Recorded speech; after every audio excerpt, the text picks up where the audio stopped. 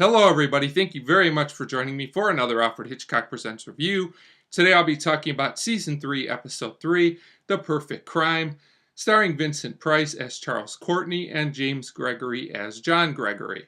And this episode's interesting for a few reasons. First of all, it was directed by Alfred Hitchcock, which usually adds a little something to these episodes of the show.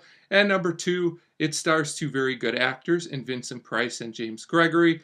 Unfortunately, despite all of this, this only comes across to me as an average episode.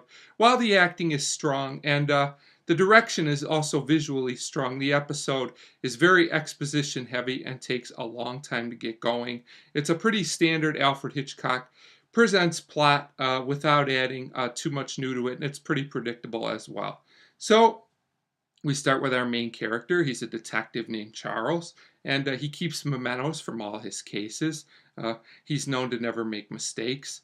He always, gets the right person for the crime, so to speak.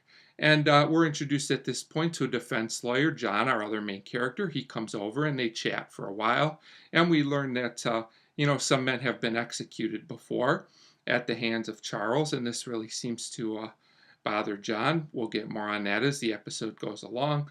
So Charles talks more about his mementos, and he mentions how there's an empty space, and that is for the perfect crime, which he says is murder, but he hasn't found the perfect crime yet, and he's waiting.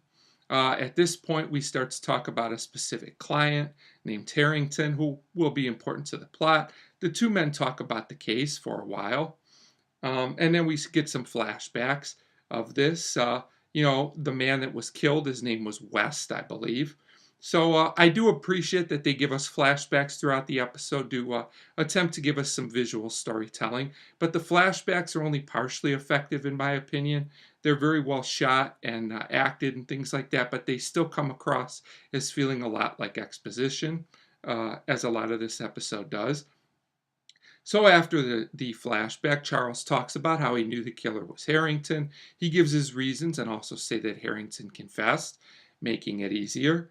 So at this point, John tells, Charles basically that he's wrong. He knows that Harrington was innocent and he has proof. So John explains some of the evidence. We get more flashbacks at this point. They talk about, the murder weapon, a letter, things like this, but it all still feels like a lot of exposition to me personally. Others might find it to their satisfaction. I felt like this scene was a little drawn out and didn't really go anywhere. It didn't progress the plot that much. So the men keep chatting and things get personal. Basically, we find out that the wife, Alice, was the killer. She killed West in another flashback, which was pretty obvious the whole time if you've been keeping track of the episode. It's no big reveal or anything. So at this point, we also learn that Harrington covered up for the wife because he was in love with her. So a pretty typical twist there. So at this point, John really rubs it into Charles. They argue. Charles says he's never wrong. They basically threaten each other a little bit. And, when John turns his back on Charles, Charles decides it would be a good idea to kill him by strangling him, I believe. That's what it appears like anyway, and a pretty well done scene, admittedly. So it turns out that now Charles has a new memento, a vase, and I think we all know who that represents and what case that represents. So a pretty interesting ending. Like I said, the episode's kind of just there. It's pretty much an average episode. It's well acted, and the directing in parts is very visually stunning. But the episode is very talky and takes a long time to get going. And the plot is only average, in my opinion. It's a pretty typical Alfred Hitchcock Presents plot. So I'm going to give The Perfect Crime a 2.5 out of 5. And I would say if you're a fan of, shows that Alfred Hitchcock directs, or you're a fan of either actor, Vincent Price or James Gregory, you can check this one out. If not, it is not an essential episode in my opinion. So 2.5 out of 5 for The Perfect Crime. And as always, thank you very much for watching.